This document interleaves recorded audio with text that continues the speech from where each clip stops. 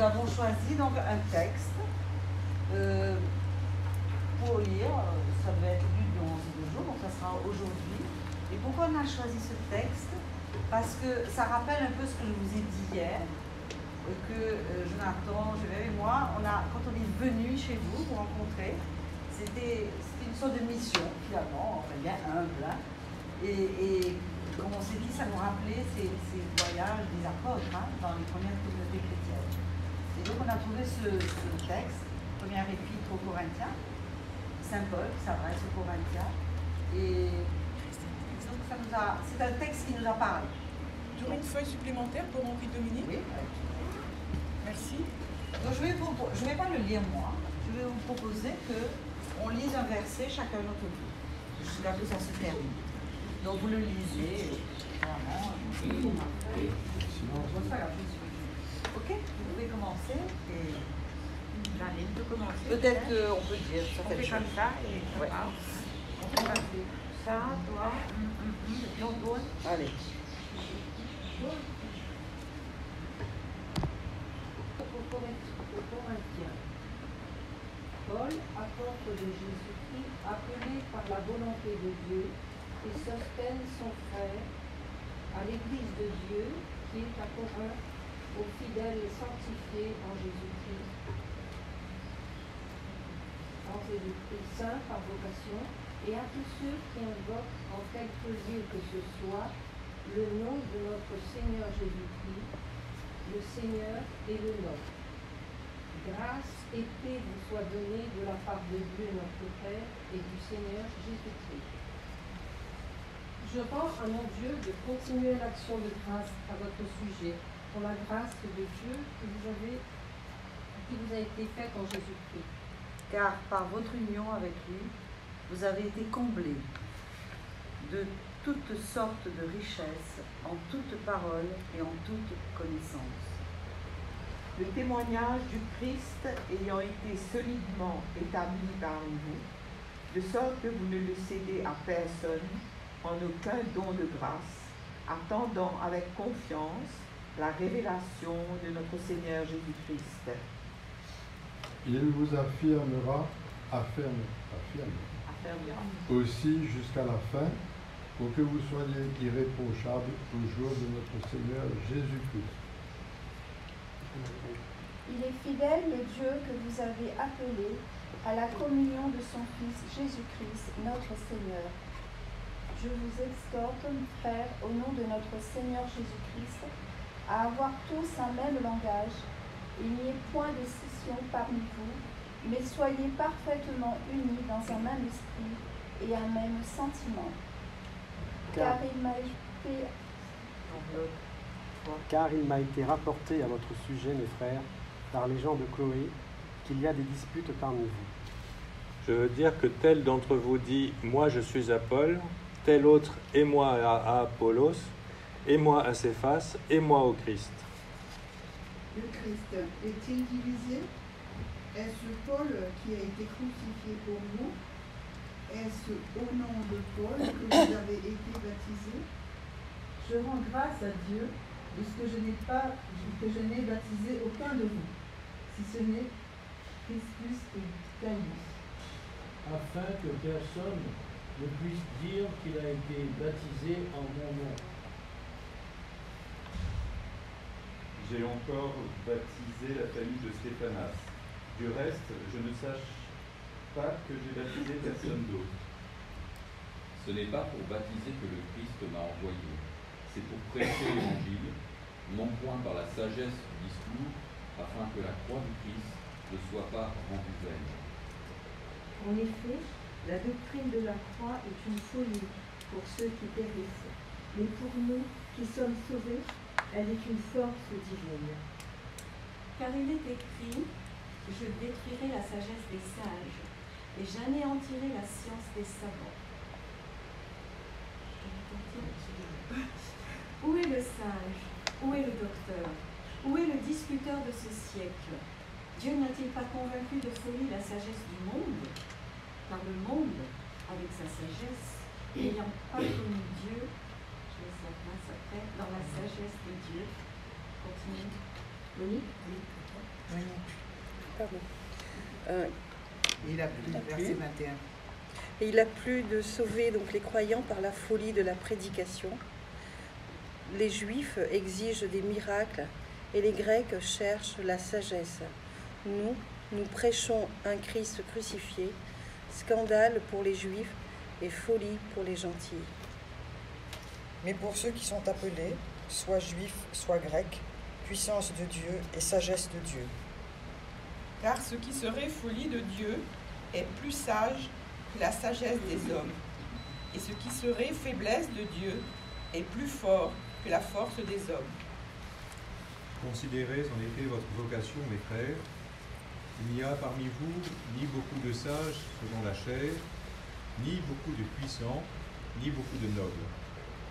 Mais ce que le monde tient pour insensé, c'est ce que Dieu a choisi pour confondre les sages. Et ce que le monde tient pour rien, c'est ce que Dieu a choisi pour confondre les forts. Et Dieu a choisi ce qui dans le monde est sans considération et sans puissance, ce qui n'est rien pour réduire au néant ce qui est, afin que nulle chair ne se glorifie devant Dieu. Or, c'est par lui que vous êtes dans le Christ Jésus, lequel de par Dieu a été fait pour nous sagesse et justice, et sanctification et rédemption. Afin que, selon le mot de l'Écriture, celui qui se glorifie dans le Seigneur.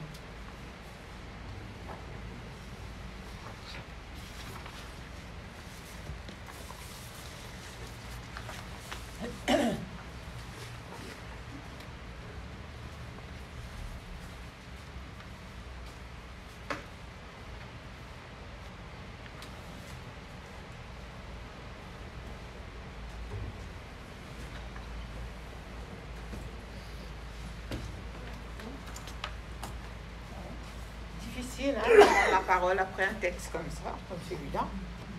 Folie pour le monde, mais pas folie pour nous qui sommes là, un dimanche.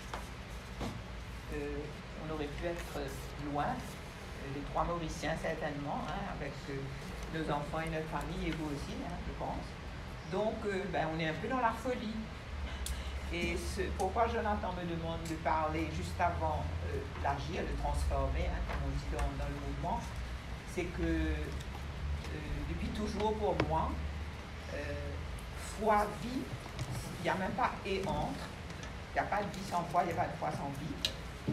Et j'ai eu du mal hein, dans la société où j'étais, ma famille et tout ça, pour foncer avec cette spiritualité qui pour moi m'a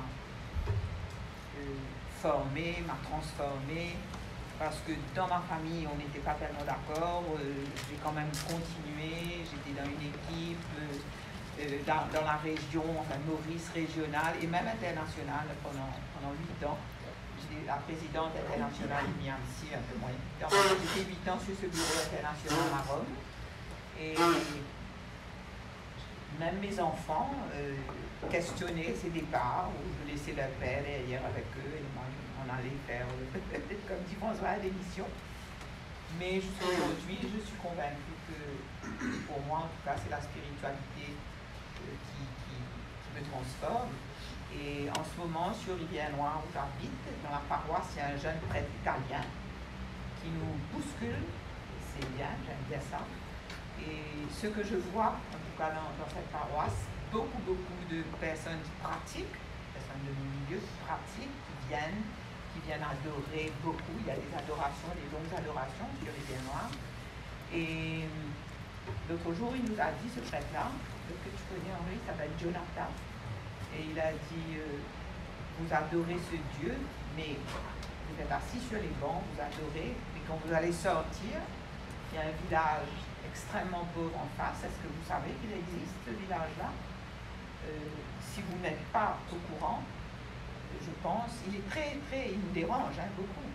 Je crois qu'il vaut mieux ne plus venir à l'adoration si vous n'avez pas cette relation avec votre frère aussitôt sorti de cette église. Alors, je voulais juste vous parler de ça. Jonathan nous a dit hier que l'église de Maurice est très axée sur la piété.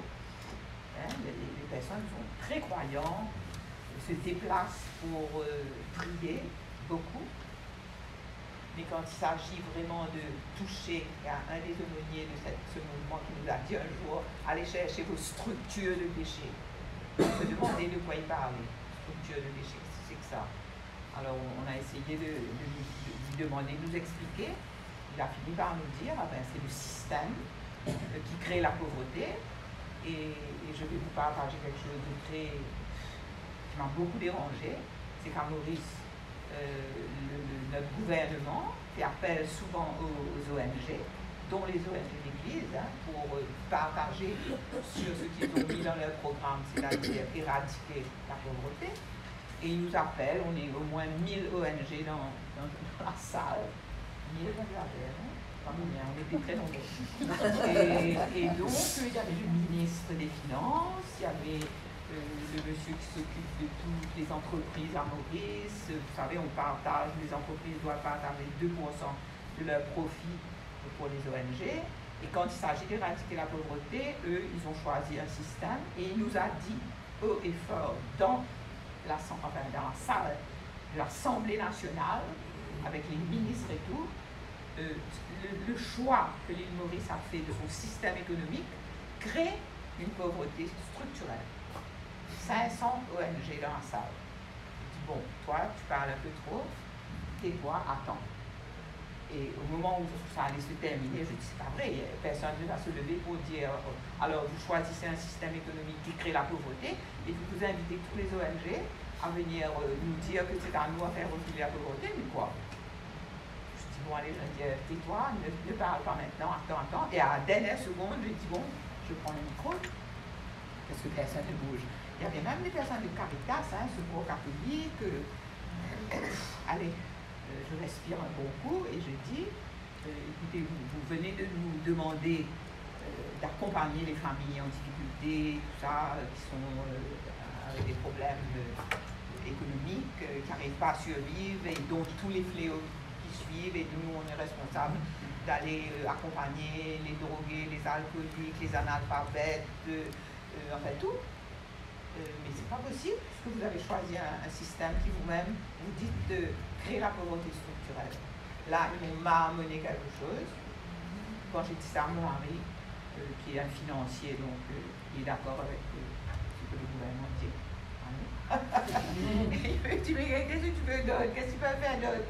Et ce monsieur-là m'a répondu, le ministre, nous sommes dans un système global. L'île Maurice, c'est un petit truc comme ça. Madame, on ne peut rien faire d'autre que rentrer dans le système. Et on a besoin de vous pour accompagner toute cette misère humaine. Je n'ai pas pu discuter avec lui. Je dis, en fait, c'est vrai. Quand j'ai parlé à mon mari, il m'a dit, mais oui, vous êtes des fous. Sagesse, c'est pas folie pour le monde. Et enfin, ce que je voulais juste dire pour l'agir, c'est que comme j'ai dit au début, c'était difficile pour ma famille et mes 4 enfants, comme nous tous, tu vas à la messe jusqu'à tes 15 ans, tu fais ta première communion, ta confirmation, enfin tout ce qu'il faut faire. Et puis je me trouve devant 4 enfants qui vont pas à la messe, qui ne pratiquent pas, ils croient en Dieu, enfin ils ne pratiquent pas.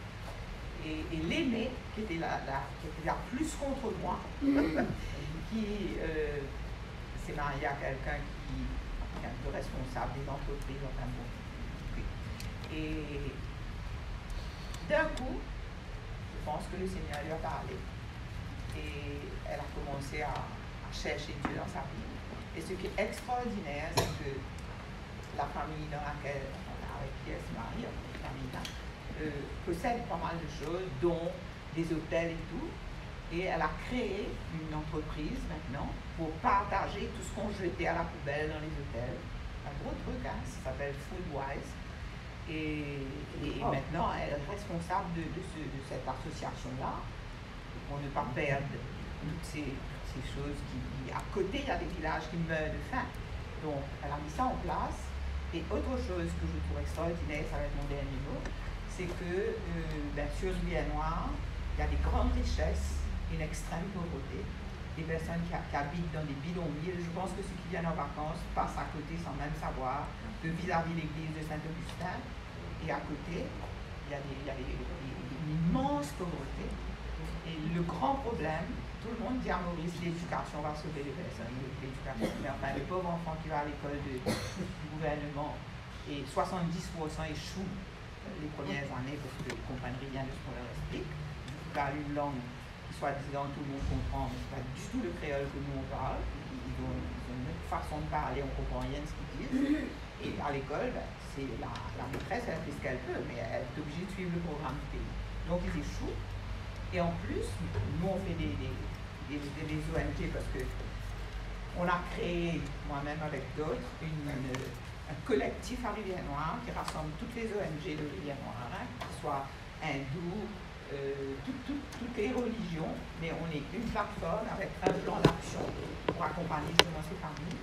Et le logement, ces enfants qui vont à l'école, qui sont supposés apprendre à travers les ONG qui les accompagnent, quand ils rentrent chez eux, ils n'ont pas un morceau de papier, ils n'ont pas un stylo, tout le monde dort sur le même lit, on regarde la télévision sur ce même lit-là, les parents se bagarrent sur le même lit, en fait, tout se passe là, sur un lit.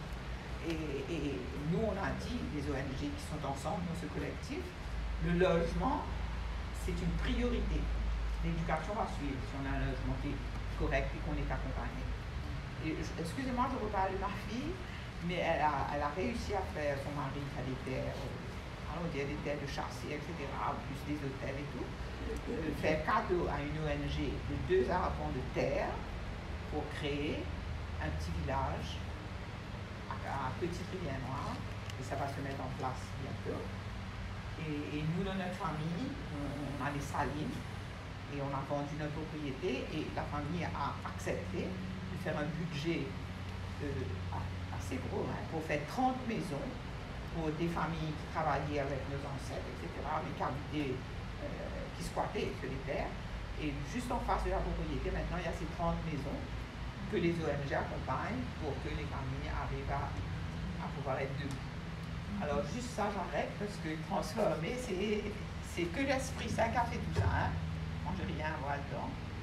Et je suis contente que Rivière-Noire, à travers certaines personnes, hein, mais ça n'est pas juste sur les bancs.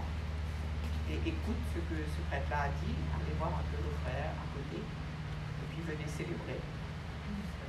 Voilà. Merci. C'est pas moi, hein, c'est ça. Pour le coup, j'ai une liste avec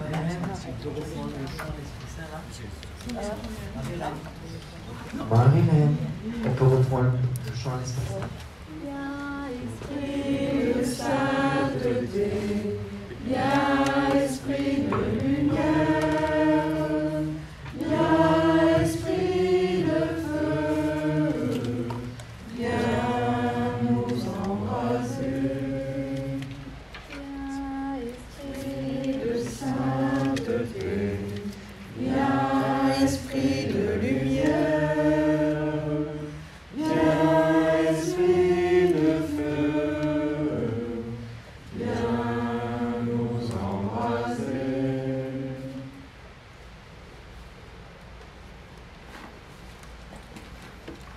Alors merci pour le chant, Marie-Hélène, merci à François pour le texte, l'épître, et merci à Geneux pour le témoignage. Et c'était, comme vous le voyez, des petits temps voulus.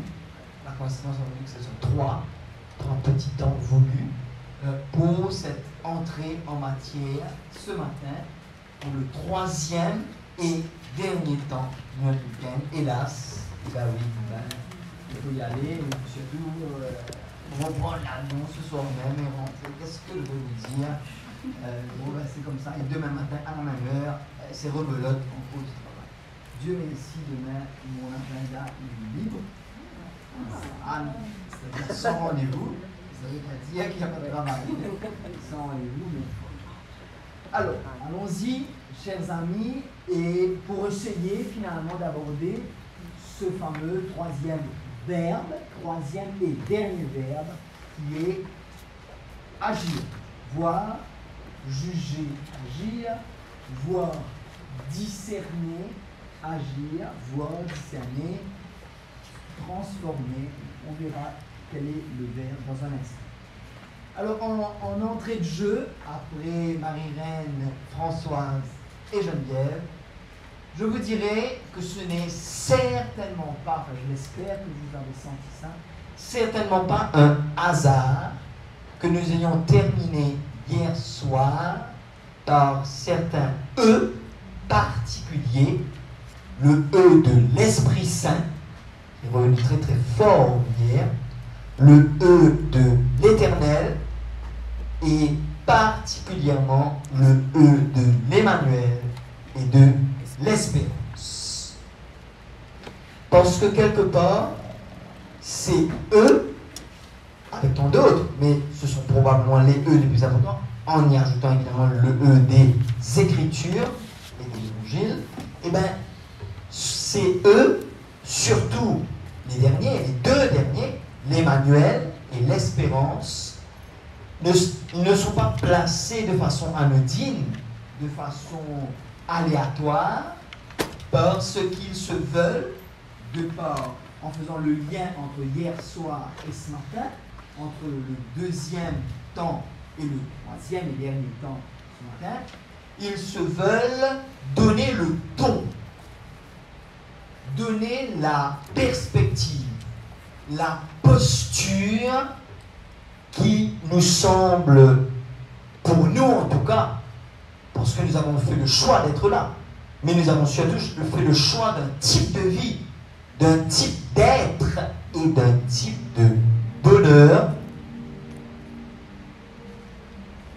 et bien, ça va donner le ton, ça va donner un type de saveur, une certaine orientation, une certaine perspective, un certain angle.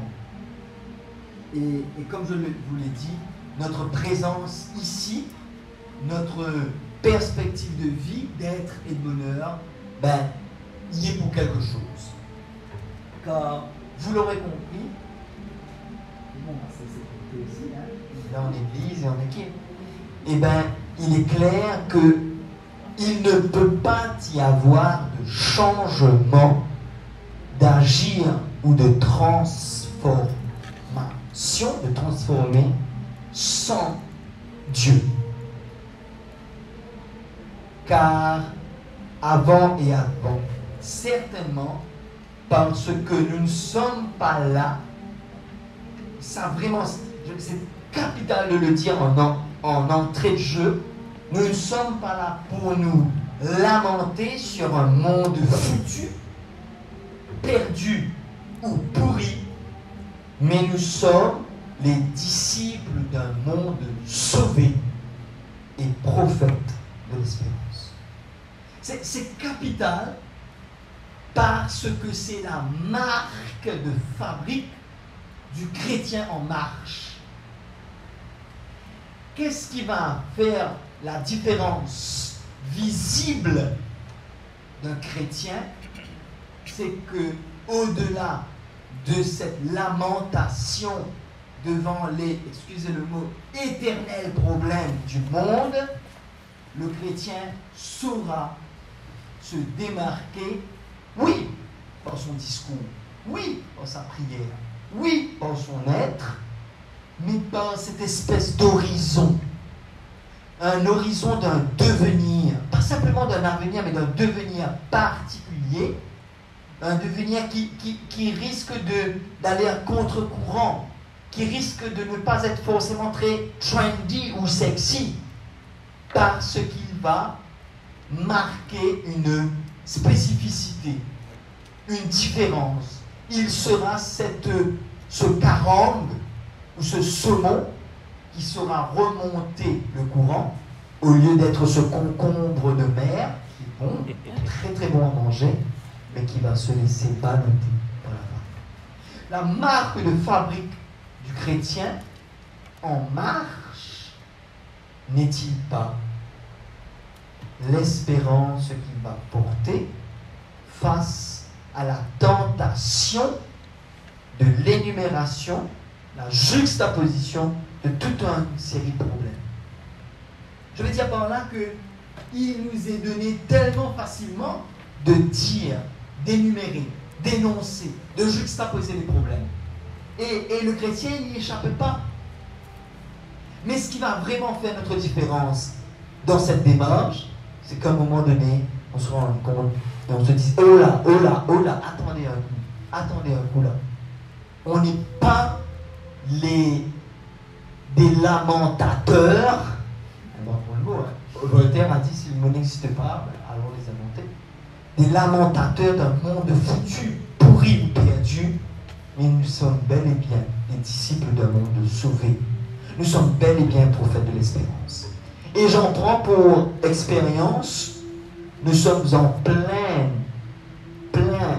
réflexion, nous sommes en plein discernement, en présence de son éminence. Enfin, il était excellent à ce moment-là. Au bureau du conseil pastoral du diocèse de Pont-Louis. Et en entrée de jeu, on se met à prendre tous les problèmes auxquels nous avons à faire face dans le pays et dans l'Église. Et après, oui, un premier exercice, semble-t-il, de conseil.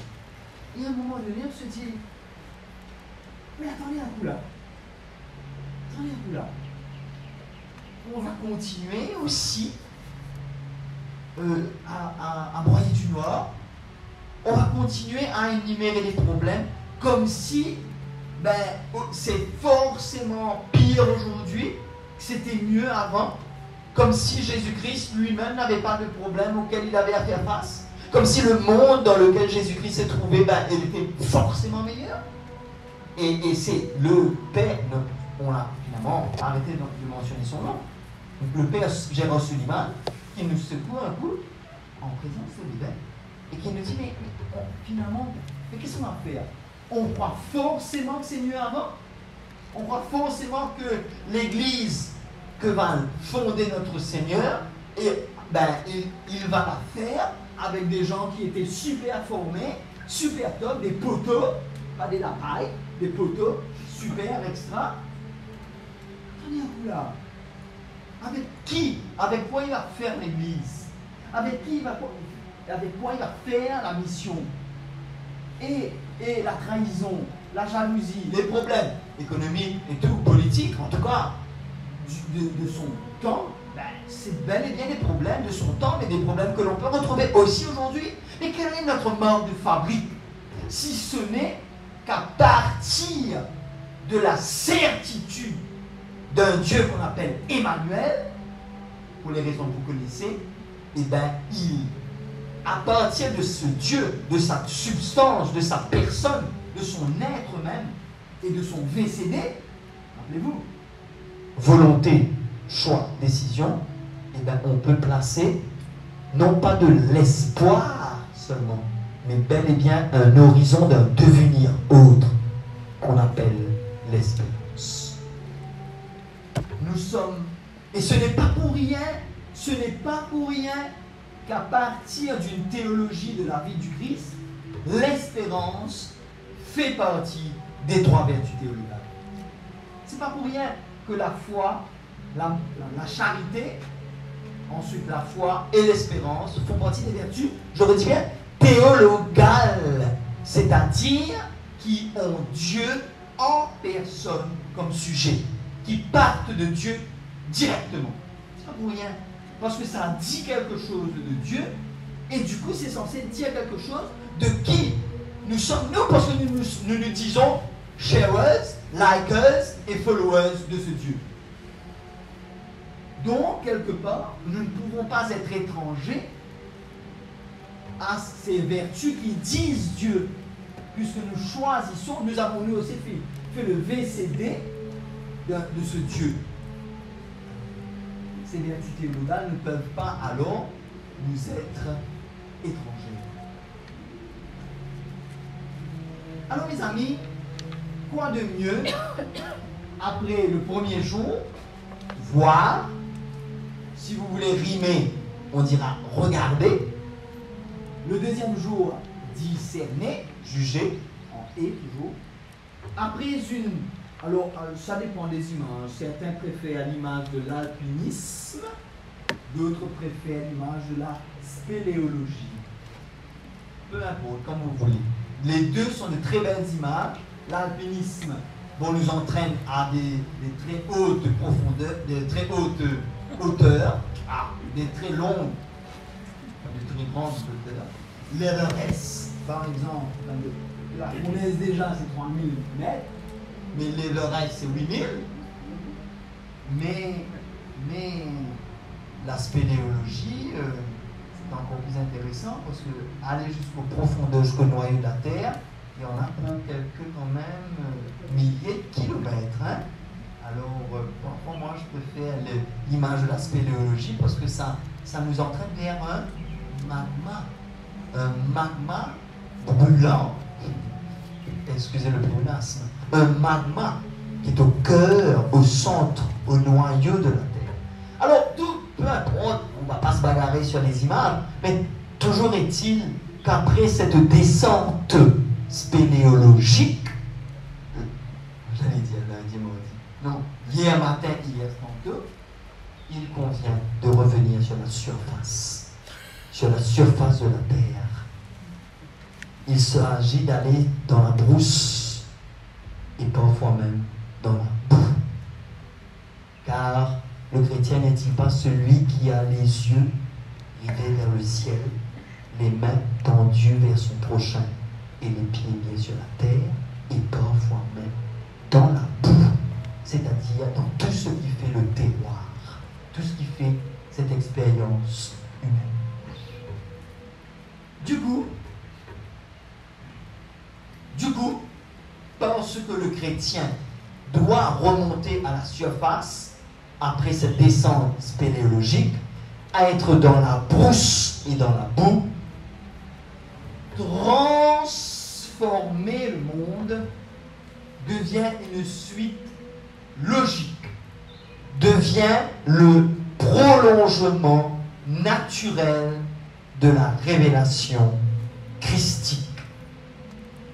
C'est capital de comprendre ça. Ce n'est pas, transformer le monde n'est pas une option à part. Ce n'est pas un à côté. Ce n'est pas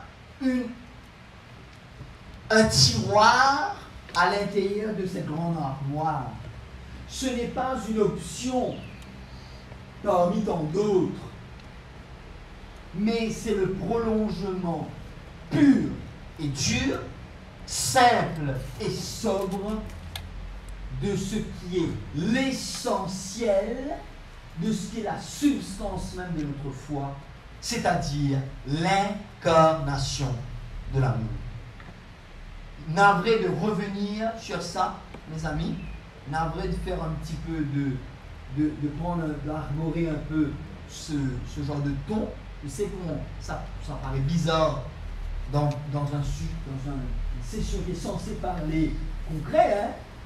Ben, celui qui croit que c'est abstrait tout ça n'a peut-être pas très très bien saisi la portée du christianisme. Donc permettez-moi, parce que c'est une manière de faire de l'éducation pour adultes, que de revenir sur certains essentiels en boucle. J'y reviendrai tout à l'heure. Mais permettez-moi de revenir encore une fois sur cette question de l'amour interne. Parce que je crois que nous ne prenons pas assez la mesure de ce que ça veut dire. Et très souvent, comme je vous l'ai dit d'ailleurs, hier après-midi, je pense que l'on a tendance même parfois, hélas, c'est terrible ce que je vais vous dire là, hélas, à oublier cette foi trinitaire dans laquelle qui nous fait vivre, que nous portons. L'amour incarné, c'est donc un amour trinitaire, Père, Fils et Esprit, qui, parce qu'il n'est qu'amour, fait le choix d'un lien, d'une connexion, d'une alliance, d'un engagement, d'une présence dans la terre des hommes, dans l'humus, dans la terre, le terroir, dans la condition des hommes, dans le monde. Dans le monde,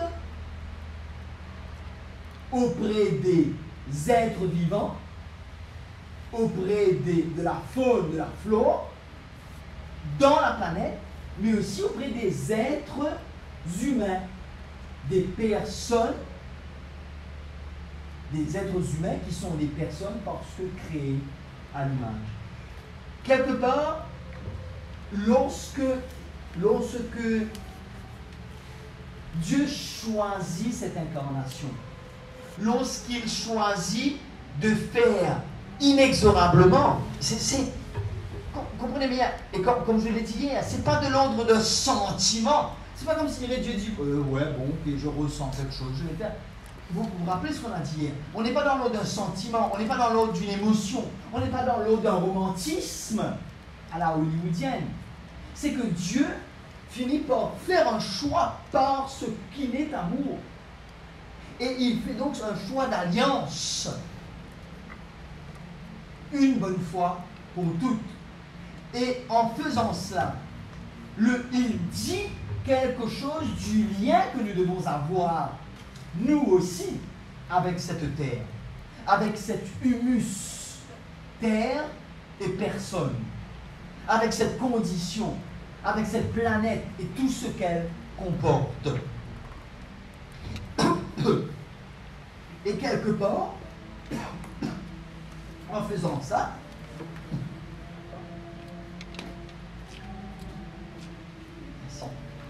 quelque part, excusez l'audace de l'image, sans vouloir évidemment faire blasphémer, mais excusez l'audace de l'image, mais quelque part, à la suite de ce décédé de Dieu, nous sommes appelés à être, excusez encore une fois l'audace de l'image, comme si la quatrième personne de la Trinité. Nous sommes appelés à être tellement liés, tellement connectés, tellement en alliance avec Dieu, que nous sommes appelés à être carrément ce prolongement de sa présence, mais bel et bien dans le monde. Même si nous portons, parce que nous avons fait le choix de suivre un Dieu, même si nous portons nous sommes d'un autre monde, mais quelque part, nous sommes en train, comme s'il dirait, de prolonger. Nous sommes appelés à être comme une espèce osons le dire, quatrième personne de la très sainte Trinité. Quatrième personne, mais pas individuellement seulement, mais en peuple, en église, en assemblée. Voilà pourquoi, en simultané avec la relation personnelle, perpétuelle avec Dieu, d'après de revenir sur ces fondamentaux, nous sommes appelés à avoir une relation ecclésiale perpétuelle avec Dieu. Quelques exemples, si vous me le permettez. C'est là où je vous réfère au fameux décalogue que vous connaissez tous très bien. Exode 20, 1 à 17. Le fameux décalogue dit les 10 commandements, mais en réalité traduit exactement par les 10 paroles, plus que les 10 commandements. Eh bien, si je me réfère à cela, ce n'est pas certainement, évidemment, il y a, vous savez, tout un faste et un mythe autour des 10 commandements, des 10 paroles, du décalogue, bien sûr. Ça nous renvoie aussi à un texte extrêmement ancien, un des textes les plus anciens, texte le plus ancien de l'Ancien Testament lui-même. Mais parce que, quelque part, par ces paroles que Dieu prononce, il nous donne déjà une indication, il nous donne déjà un ton qui me semble capital à retenir et que, rappelez-vous, on a parlé d'hier du dialogue des Écritures, et que peut-être aujourd'hui, des frères non chrétiens sont à même à nous le rappeler. J'y reviens. Parce que, à travers les 10 paroles que prononce Dieu dans l'Exode 21 à 17, il y a une leçon extrêmement importante à retenir. C'est celle de l'unité théologale, l'unité organique du théologal et du social que Dieu donne pour son peuple. Je redis ça, l'unité organique du théologal et du social que Dieu donne pour son peuple. Donc quelque part, c'est vrai que nous sommes aujourd'hui marqués par ce qu'on appelle la laïcité. C'est vrai que nous pourrions, comme dans une démarche de dialogue interreligieux, interscripturaire, etc., nous pourrions nous laisser inspirer par nos frères musulmans, pour qui il n'y a pas de laïcité possible, parce que le Coran couvre tout. Le Coran donne un ton multidimensionnel, multisectoriel à l'existence. Eh bien, avec tout le respect que je dois à nos frères et à nos sœurs musulmans, nous aurions peut-être tendance à oublier que dès les origines du peuple juif, dès les premiers, les plus anciens textes de l'Ancien Testament, eh bien Dieu nous invite à cette unité. Dieu nous invite à une unité de vie qui ne renverrait pas forcément notre foi à la sphère du privé. Car quand il dit les 10 paroles, il nous dit bien comment le théologal et le social sont ensemble. C'est pas que le théologal reste chez soi dans sa chambre, dans le privé, parce que c'est confessionnel, et nous ne devons faire preuve que du versant social en public. Non. Je pense que, et ensuite, en disant, ah mais par contre, c'est impressionnant que nos frères musulmans, eux, ils osent, hein. Je crois qu'il y a la remise en question. Et ce qui est marrant, c'est que la Déclaration universelle des droits de l'homme, qui est utilisée pour mettre en avant la laïcité, est le même texte qui donne le droit à une expression publique et privée, en solitaire et en groupe, de la foi. Alors là même que l'on brandit ce chef-d'œuvre dans l'histoire de l'humanité, pour mettre en avant la laïcité et reléguer le théologique ou le théologal dans la sphère du privé, ce même outil, à l'article 13, 16, ce même outil donne la légitimité d'une expression en public et en privé, en solitaire et en groupe, du théologal, du théologique, du spirituel et du confessionnel. Et allons encore plus loin, à cause du temps. Parce qu'il y a aussi un temps bref, de pause, et ensuite un temps de dire bye bye. Alors je vais, si vous me le permettez, parce que sinon, vous savez, on peut rester là avec joie, avec vous et avec Dieu, jusqu'à des moments. Eh bien, comment aller plus loin? Et c'est là où je parlais du dialogue des Écritures hier soir. Mais rendons-nous compte que nous-mêmes, chrétiens, nous sommes, sans réaliser, habitués un peu, ou en tout cas initiés à un dialogue des Écritures, nous-mêmes, dans notre propre Église, en faisant une intertextualité entre l'Ancien et le Nouveau Testament. On ne réalise pas parfois. Mais nous-mêmes, nous sommes initiés à cela. Et nous savons très bien comment, en parlant les deux testaments, le premier et le second, l'Ancien et le Nouveau, ensemble, en lisant l'Ancien Testament à la lumière de la révélation christique, on peut faire des expériences de lecture et d'approfondissement de la foi, oh là là, extrêmement profondes, extrêmement spéléologiques. Je prends un exemple, l'Exode 21 à 17, ces 10 paroles prononcées par Dieu peuvent être couronnées par les 10 béatitudes prononcées par le Christ, lui aussi sur une montagne.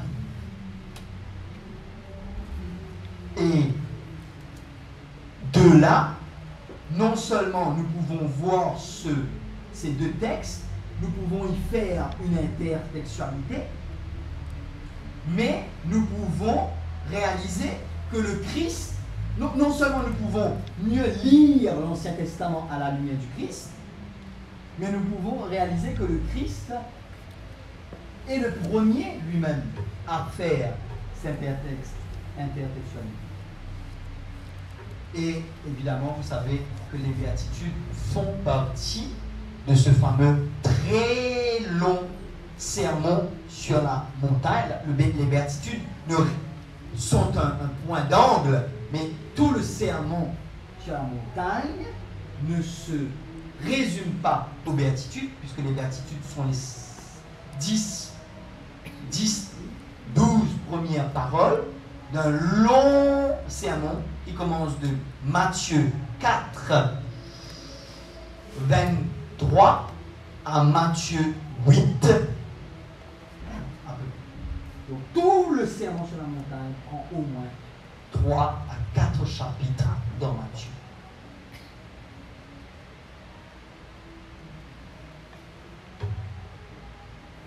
Pourquoi j'ai dit tout ça? Pourquoi j'ai dit tout ça?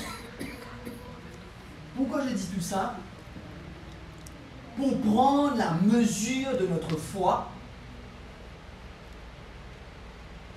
et pour comprendre que cette foi ne peut pas et ne doit pas être léguée dans la sphère du privé, mais qu'elle est, elle, le premier à tout, le premier, le donneur de ton de notre présence dans le monde.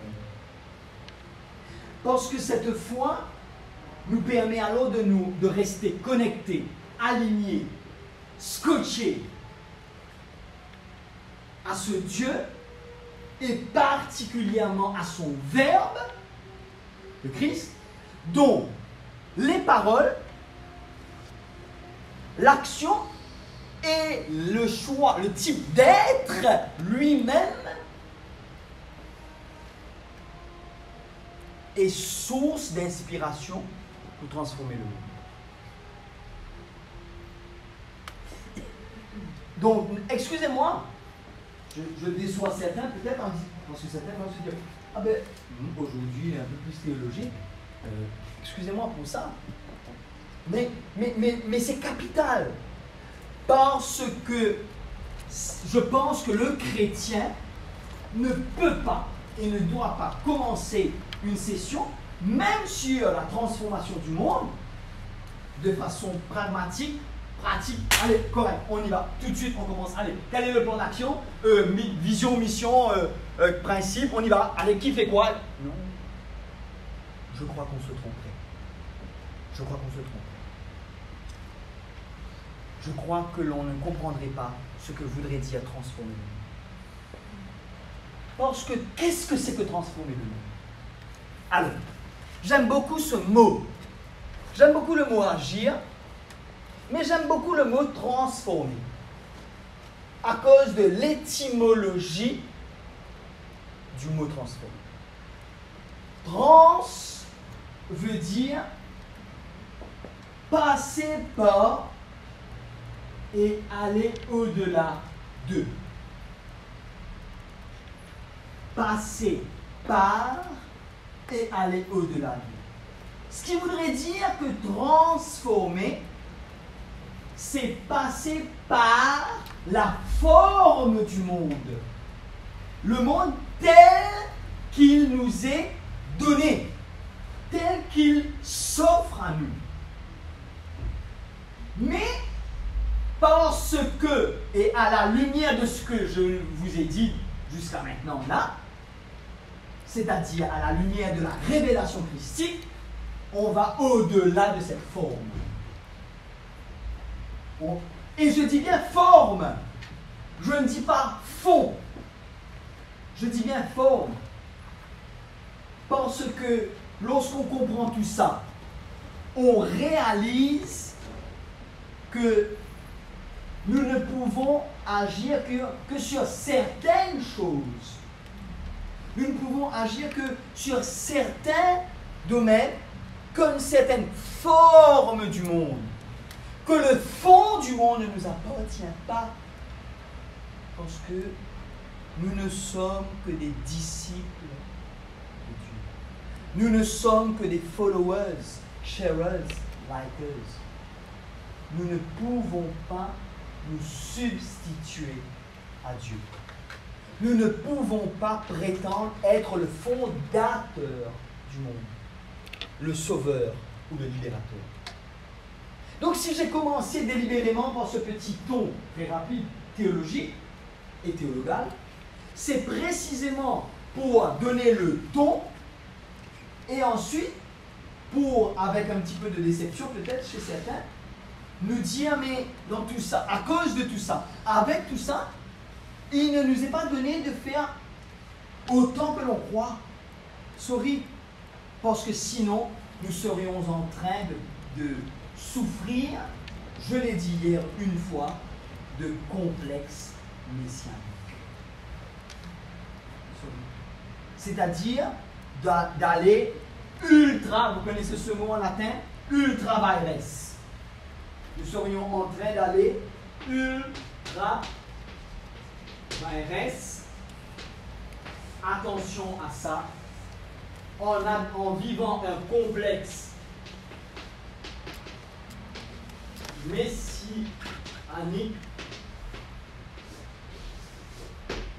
nous sommes en train d'aller ultra vires. Ultra vires veut dire au-delà de ce qui nous est demandé. Au-delà de ce dont nous sommes capables. Au-delà de la mission que l'on vous donne. Au-delà du pouvoir que vous recevez. Voilà ce que ça veut dire ultra vires. Une cour, un juge ou un magistrat qui ferait une loi serait en train d'agir ultra vires. Il ne lui appartient pas, même si la loi elle est juste, elle est basée sur la morale, il ne lui appartient pas d'agir.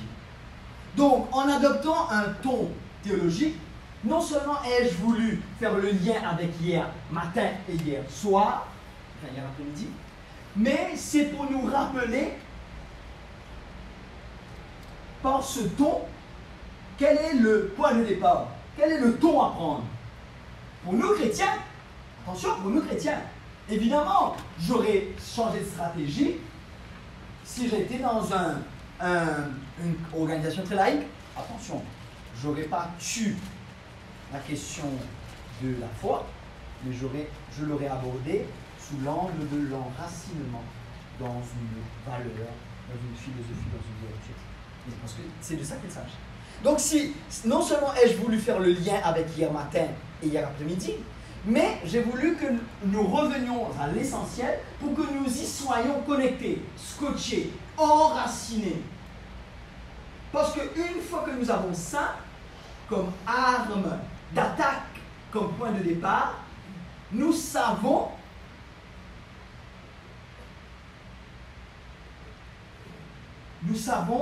et nous nous rappelons qui est le maître, qui est le sauveur, qui est le libérateur.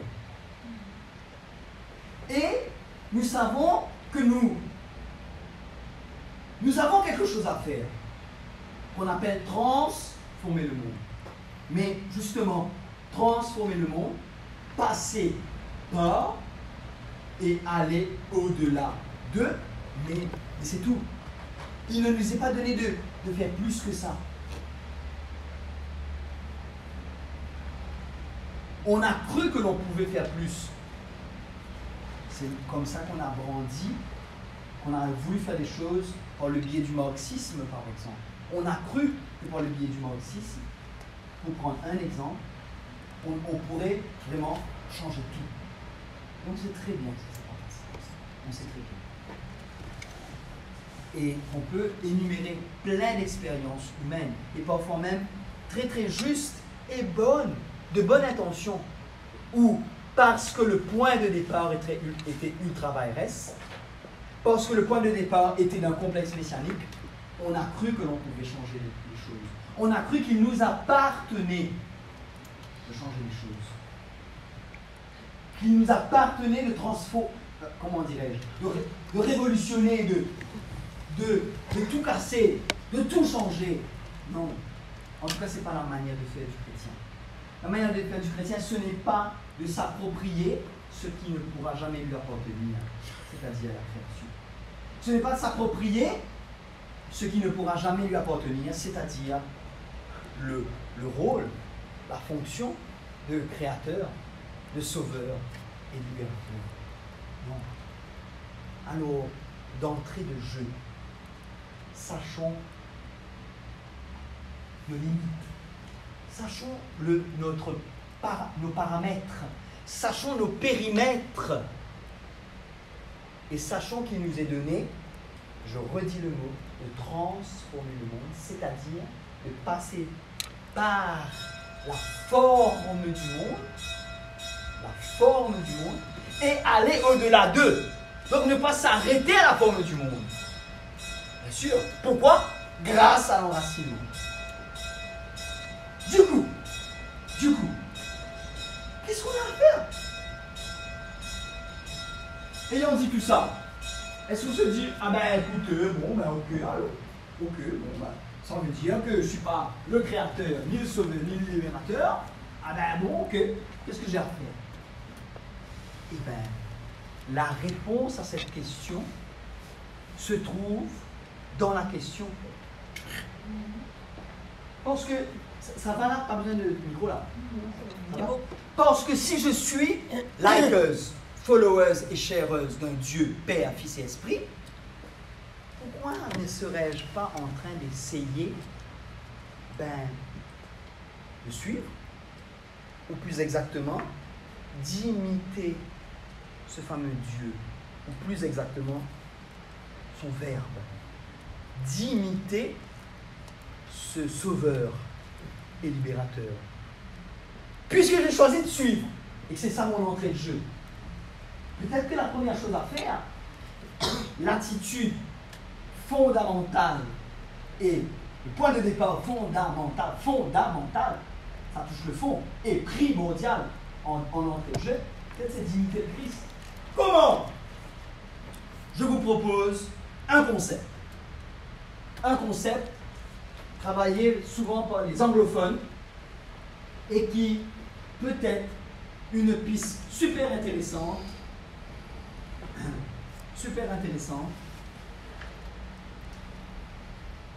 d'imitation du Christ. Vraiment, hein, je l'ai dit du fond du cœur. Je sais que certains ont du mal à croire que j'ai vu la Trinité, tout ça. Mais là, je vous supplie de me croire. Ce concept d'imitation du Christ, enfin, cette imitation du Christ, elle peut être un peu mieux explicitée par le biais de ce concept qu'on appelle, je peux le mettre là? Là, ok? Ça s'appelle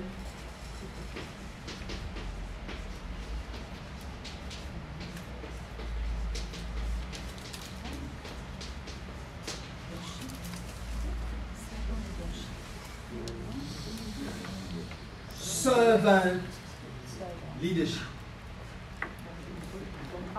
Concept de servant leadership. Alors c'est un peu compliqué. Je ne vais pas traduire, je vais vous l'expliquer et on essaiera de traduire après. Servant leadership. Ouais. Permettez-moi de commencer par le mot leadership. J'enseigne ce mot dans un cours de 200 heures à l'Institut. Vous comprendrez que je n'ai que 2 minutes et que je peux donc vous dire l'essentiel. Et l'essentiel tient dans cette phrase. C'est marrant, hein?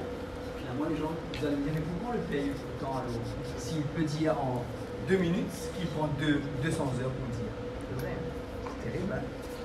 Non, là, oh non. Eh bien, s'il fallait que je le dise en 2 minutes, ce que l'on peut expliciter en 200 heures, je dirais ceci.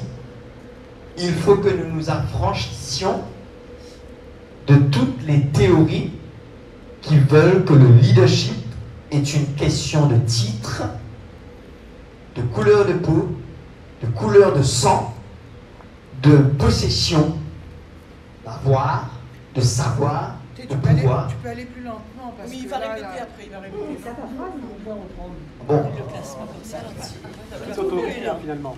De toute autorité. Ok. Vous pouvez redire parce que moi... Il faut que nous nous affranchissions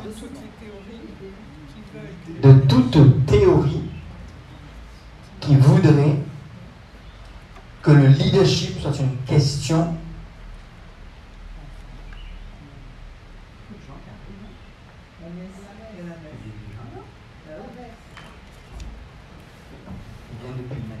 de midi. Oui, c'est pas notre messe, il y a une messe à 10h. Il y a une messe à 10h, mais il est 10h25. Ben, c'est peut-être à 10h30 alors. Avant c'était 10h, maintenant. Que le leadership soit une question de titre, une question de couleur de peau, c'est une question de fonction, c'est une question de possession. C'est-à-dire de l'avoir, du savoir ou du pouvoir. Je sais que certains sont très bien rodés dedans. Le leadership, si l'on continue à croire que le leadership, soit on l'acquiert à la naissance ou pas, ou soit on l'acquiert lorsqu'on devient directeur général, manager, président, ou whatever it is, ou PDG, eh bien, non seulement on se met le doigt dans l'œil, mais tout simplement, je dirais pour être plus chrétien, je dirais que l'on suit une version très traditionnelle, très classique, presque militaro-politique du leadership. Alors que d'abord et avant tout, le leadership, c'est une question de comportement. C'est une question d'attitude. Et plus que ça même, c'est une culture, c'est-à-dire un style de vie qui peut être acquis et transmis. Je vous dis, le leadership est d'abord avant tout un comportement, une attitude. J'irai même plus loin en disant que c'est une culture, c'est-à-dire un style de vie qui peut être acquis et transmis. Capital. Donc, que ceux dans cette salle qui croient que parce qu'ils sont mal nés, ou parce qu'ils n'ont pas d'argent, ou parce qu'ils n'ont pas d'éducation, ou n'ont pas de titre, croient qu'ils ne pourront jamais être en position de leadership, en situation de leadership. Ok, dit ça un petit peu autrement, qu'ils ne pourront jamais être leaders, eh bien, ces personnes se trompent.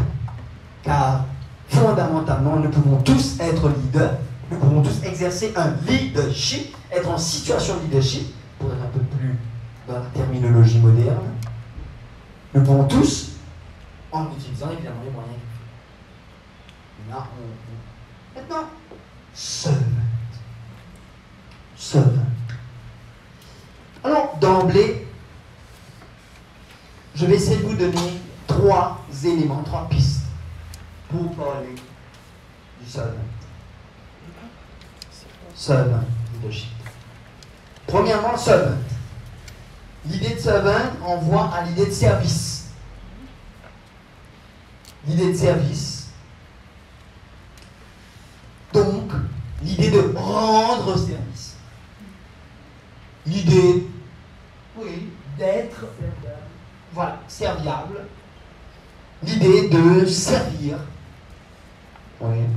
L'idée de donner un coup de main, d'être dans une action qui va venir soulager, qui va venir soutenir, qui va venir support autrui. Ça, je ne dis pas besoin de moi pour comprendre ça, c'est vraiment une définition simpliste du dictionnaire ou de l'encyclopédie. Mais là où on peut aller plus loin, et ça c'est par le pilier de la foi, et de la foi en Jésus-Christ, là on peut aller plus loin, c'est que le service, l'idée de servant, n'est pas simplement rendre, n'est pas simplement dans faire service, n'est pas simplement dans le faire ou dans l'agir, mais dans l'être. Être au service, non. Être serviteur. Être service, être serviteur. Presque être servant. D'où cette réalité capitale qu'on appelle la diaconie. D-I-A-C-O-N-I-E,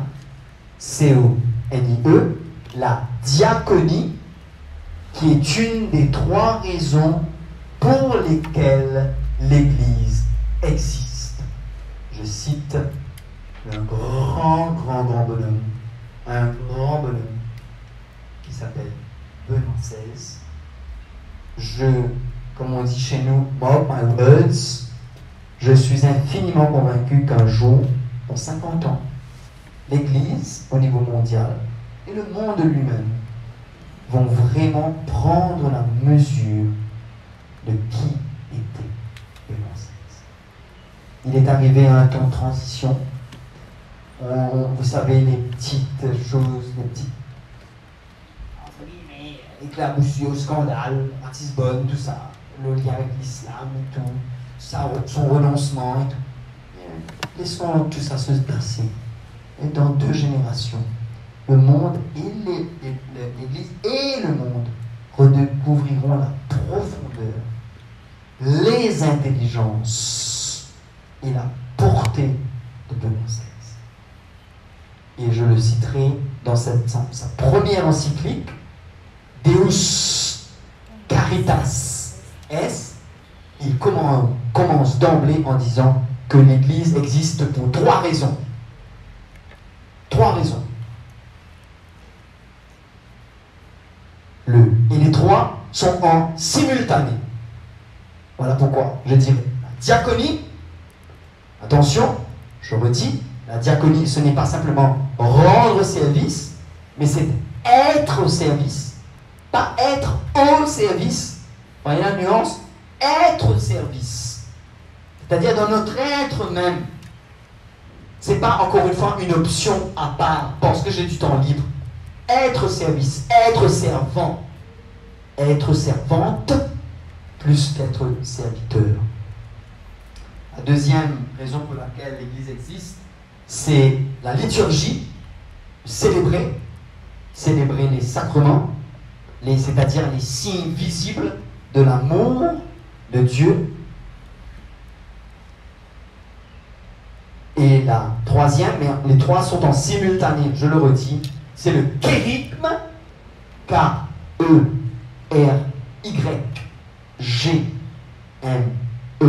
le kérygme, c'est-à-dire l'annonce de Jésus-Christ, Dieu fait homme, sauveur du monde. Les 3 vont ensemble. Le kérygme, la liturgie, sacrement, et la diaconie. Et les 3 sont simultanés et nous renvoient ou ceux qui ont fait le lien, nous renvoient évidemment aux 3 fonctions que nous acquérons du simple fait que nous sommes baptisés. C'est-à-dire prêtre, prophète et roi. Ah oui, tout simplement. N'est-ce pas, François? Voilà. Donc, il y a un lien absolument intrinsèque entre les 3 fonctions que nous donne notre baptême. Prêtre, c'est donc célébrer. Prophète, annoncer. Roi, servir. Servir, diaconia. Célébrer, Donc prophète, annoncer, kérigme, et prêtre, célébrer, liturgie. D'accord? Donc il y a un lien il y a une concordance extraordinaire. Donc, encore une fois, ce Christ, nous sommes en train de le suivre pour ce qu'il est, et pas juste pour ce qu'il a dit, pour ce qu'il a fait. Donc c'est pas comme si dirait, on est en train de suivre un mari boug, hein, un mari leader politique, hein, super, extraordinaire. Ben, il a marré bien fait les choses. Bon, ça, vie, tout ça, ça nous concerne. Non. C'est pas juste le discours du Christ. C'est pas juste l'agir du Christ. Mais c'est son être même. Donc il n'y a pas que le discours, il n'y a pas que l'apostolat, mais il y a la kénose même du Christ que nous suivons. Mais permettez-moi de terminer par le troisième élément pour comprendre le service. Le servant. Vous vous rappelez? Ça va là? Je ne suis pas trop tout azimut ou... Je sais pas comment dire. Ça suit. Ça va, ça se suit. Premier, rendre service. Deuxième, être service. Diaconie. Le troisième. Alors là, c'est pour moi vraiment le summum. C'est vraiment la fraise sur l'immense et très bon gâteau au chocolat. Total. Où c'est vraiment le curry de poulet sur ce riz blanc.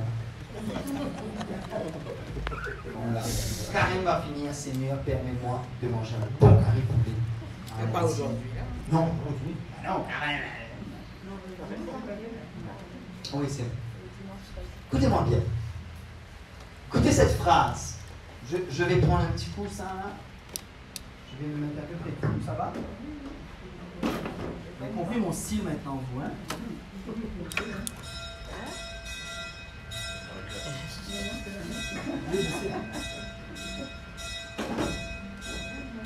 Troisième élément, je vais vous dire la phrase en anglais. Et puis je vais traduire. D'accord? Dans ce petit son, non, c'est bon. Allons nous laisser porter dans ce petit chant. Il est long. Mémorisez bien parce qu'on va le chanter tout à l'heure. On ne le connaît pas trop. Mémorisez bien sans Déjà? Merci. Bon. If you want to be a servant leader, you have to be servant to the leader. If you want to be servant leader, you have to be servant to the leader. Si vous voulez être servant leader, gardez le terme comme ça, vous devez être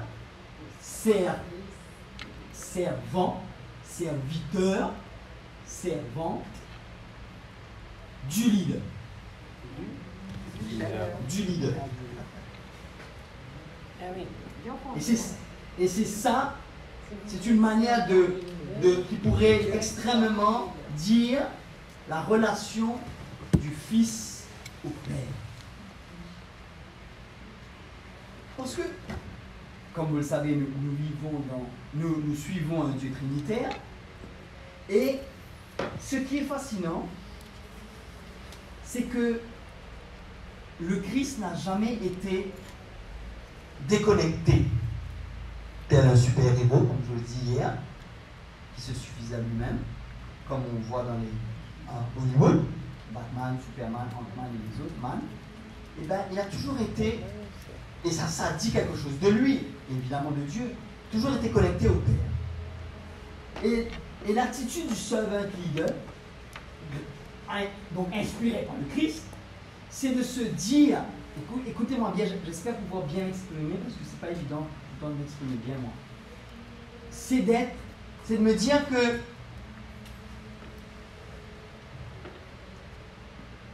pas besoin trop de temps. Dieu est à l'œuvre. Et il sait s'occuper aussi de toi, de nous, de chacun d'entre nous. Et il sait aussi, c'est lui le maître du temps.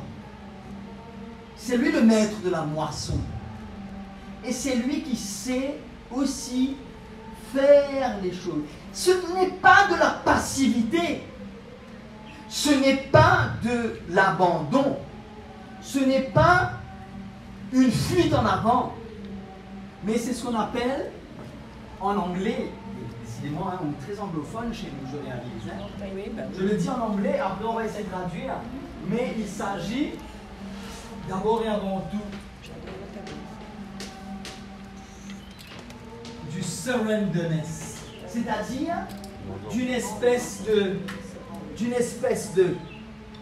d'une forme d'abandon, mais pas dans la passivité, non, mais un abandon comme une espèce de plongeon dans la confiance que Dieu est là, qu'il y a une présence de Dieu et qu'il ne va pas nous laisser tomber.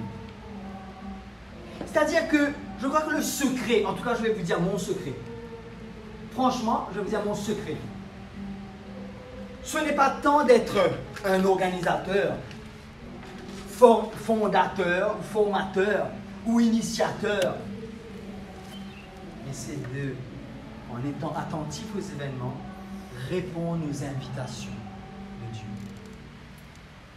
Je ne suis pas là, comme si j'ai dit, Corinne, invite-moi, écoute ça, tu fais comme si dirait, l'initiative vient de toi, mais au fond, c'est moi qui te dis de me faire venir, écoute, j'ai envie de passer un week-end à La Réunion, alors tu fais ça, tu les embobines, ils ont besoin de ça, alors tu m'invites et puis c'est tout.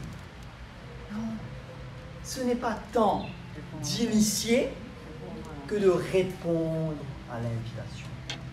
Ce n'est pas tant d'initier que de répondre à l'initiative.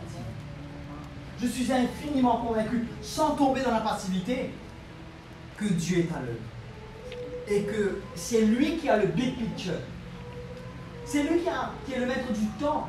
Maître des temps et des saisons. Non? C'est lui le maître du temps.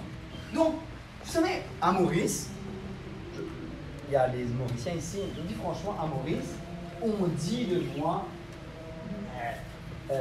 grand organisateur, grand leader, initiateur. Excusez-moi mon père, foutez. Vraiment, non, c'est pas la fausse modestie, je dis franchement. Par contre, ce que je suis convaincu, ce dont je suis convaincu, c'est que lorsque vous répondez aux invitations dans l'espace et le temps, que la providence, que le concours des circonstances, mais en sachant que Dieu est en train, il est là dans ce concours des circonstances. Je vous garantis que c'est extraordinaire. C'est extraordinaire. Et je crois que ceci peut, sans conteste, sans aucun doute, révéler l'attitude du Christ. Ce surrenderness au Père. Cette espèce d'attitude même d'être un être abandon au Père. Ça ne veut pas dire qu'il ne faut pas à un moment donné s'asseoir et dire, bon, concrètement, là, Françoise, qu'est-ce qu'on va faire? Ou Françoise m'appelle, me dit, attends, on va pas dîner là, on va pas en vacances là. Vous connaissez Françoise. Pas le dîner là, alors il faut s'asseoir, là il y a ça, elle a rêvé d'un texte corinthien, et là, te parler, ça, tu veux pas, le texte va être prononcé pendant le week-end. Alors, Geneviève et moi, on se regarde et on sourit, mais en même temps, je me dis, mais c'est ça aussi. Il faut se mettre, il faut prendre nos responsabilités, évidemment. Il n'y a pas de passivité. Mais ce n'est pas non plus se croire que tout va passer par soi. Parce que c'est nous les maris. Pas mari époux, hein. Les maris en Maurice, ça veut dire c'est nous les super. Les super. C'est nous les héros. Les héros, les zéros, oui. C'est nous, les maris, Laurent. C'est nous, c'est moi qui peux faire ça. Moi j'ai la capacité de faire ça. Non, bonhomme. Quelle capacité tu as? Donnez-moi d'organiser quelque chose. Foutaise. Pas bon du tout. Moi, je vous dis franchement, je frémis quand il faut organiser des choses. Donc, je sais que Dieu m'a donné le don de la formation, j'aime, mais ce n'est pas à dire, je viens chez toi là, hein. Gabriel, vous m'invitez dans votre firme, non. Et je suis fondamentalement convaincu, je suis vraiment convaincu que cette attitude non seulement nous connecte à Dieu, Père, Fils et Esprit, nous donne le ton, nous garde les pieds dans le ciel. Parce qu'il nous dit où tu dois être.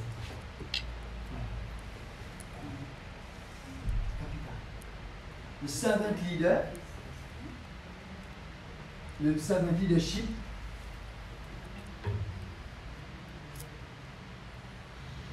et à partir de là, puisque le kérigme, la liturgie et la diaconie ne font qu'un tout indissociable, on peut absolument comprendre la posture qu'a prise le successeur de Benoît XVI, j'ai nommé le pape François, que nous aurons l'occasion de voir en chair, en os, et surtout en écran, lundi 9 septembre à Maurice. Donc venez, Ariane est en train d'organiser la pèlerinage, venez. Et bien ce n'est pas pour rien que le pape François va là aussi être révolutionnaire, même si le mot n'est pas très bon à dire dans le langage théologique. Il va prendre non seulement le taureau par les cornes, il va surtout surprendre, puisqu'il va prendre une posture qui pourra même, c'est un peu osé ce que je veux dire là, qui pourra même mettre une petite distance par rapport à la posture de l'Église depuis Vatican II. Parce que le pape François va marteler par sa manière de vivre, d'être et de dire, il va marteler que autant que la liturgie, la diaconie et le kérigme ne font que trois, sont trois qui ne font qu'un, indissociables de la fonction, et bien de la même manière, ces trois qui font un font un axe unique avec la transformation du monde, avec la présence du chrétien dans le monde et particulièrement auprès de ceux qui sont les oubliés du système, les invisibles, les non considérés, les pauvres, les migrants, les déplacés, les misérables, etc. etc. Jonathan, excuse-moi, mais là j'ai... Si tu pouvais reprendre cette idée-là, parce que j'ai pas connecté. C'est que Vatican II, vous voyez ce que c'est Vatican II? Oui. Vatican II sortira une de ses constitutions dogmatiques, qui est Gaudium et Spes. Et il commence en disant les joies et les espoirs de l'Église, etc., les joies et les espoirs du monde de notre temps sont les joies et les espoirs de l'Église. Donc, il y a déjà une espèce de changement de posture de l'Église face au monde avec Vatican II. Un changement de posture. Avant, l'Église se suffisait à elle-même et elle était cette fameuse tour vers laquelle il fallait se tourner pour avoir le salut. Le Vatican II va ouvrir les portes de l'Église pour dire mais l'Église doit regarder le monde. Le pape François va pousser ça encore plus loin par tout ce qu'il a dit autour de la périphérie, les périphéries, etc. Mais d'un point de vue théologique, d'un point de vue catéchétique, il ira plus loin en disant qu'il n'y a pas de différence entre le kérigme et le kérigme, nous l'avons compris, est lié à la diaconie et à la liturgie, donc les trois font ensemble.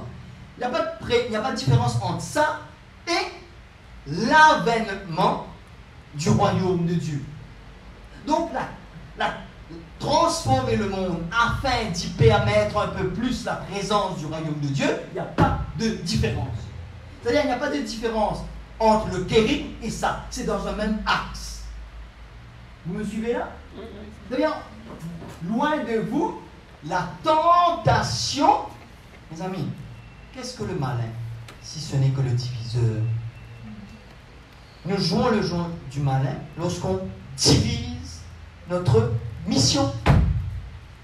Or, le pape François nous rappelle c'est un axe. Il le redit bien, c'est un axe unique entre le kérigme, l'annonce de Jésus-Christ, et le royaume de Dieu. J'entends par là la transformation du royaume, la transformation du monde, pour y laisser davantage ce royaume de Dieu. Un royaume déjà présent et toujours à construire. Voyez? Donc, nous jouons le jeu presque du diviseur, du tentateur, en scindant notre mission. En venant dire, François, désolé, toi tu n'es pas dans la transformation du monde, tu t'occupes de la famille, bon, ce n'est pas mon problème. En faisant ça, nous sommes en train de scinder notre foi, et il n'y a pas pire, excusez la faute de français, il n'y a pas plus pire que de faire ça. Parce qu'on fait alors le jeu de la tentation, on fait le jeu de la division.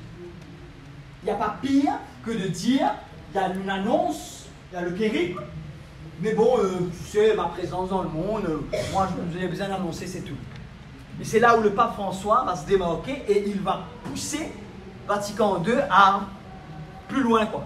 La catéchèse du pape François sera une catéchèse d'unification entre le kérigme et le royaume de Dieu. Royaume de Dieu étant finalement ce fameux horizon théologique qui inspire et guide la transformation du monde. Car transformer le monde à la manière chrétienne, c'est de faire en sorte que le royaume de Dieu soit un peu plus présent. Un royaume déjà là, mais toujours à faire venir, toujours à faire advenir, toujours à construire. Donc il y a un lien. Et pour cela, je vous suggère le chef-d'œuvre de François, Evangelii Gaudium. Chef-d'œuvre, son premier, c'est vraiment presque pas son testament, mais son mandat de pontificat. Evangelii Gaudium, en français, la joie de l'évangile. Nous comprendrons alors grâce à cela, à la joie de l'évangile, et le mot est marqué bien trouvé, hein. La joie de l'évangile, le mot est marqué bien trouvé. Marqué bien. Et nous comprendrons alors que tout ce qu'on disait avant, avec Vatican II, Église, monde,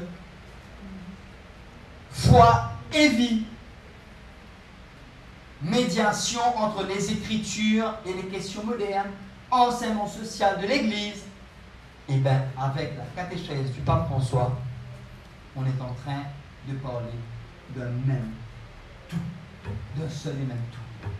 Le pape François est en train de, à l'image, enfin, à l'exemple ou à l'inspiration de l'Exode 21-17, redire l'unité organique du théologal et du social.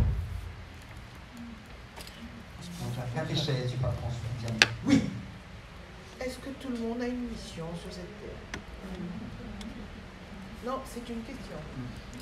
Parce que effectivement, en reliant tout ce que tu as dit par rapport à être attentif.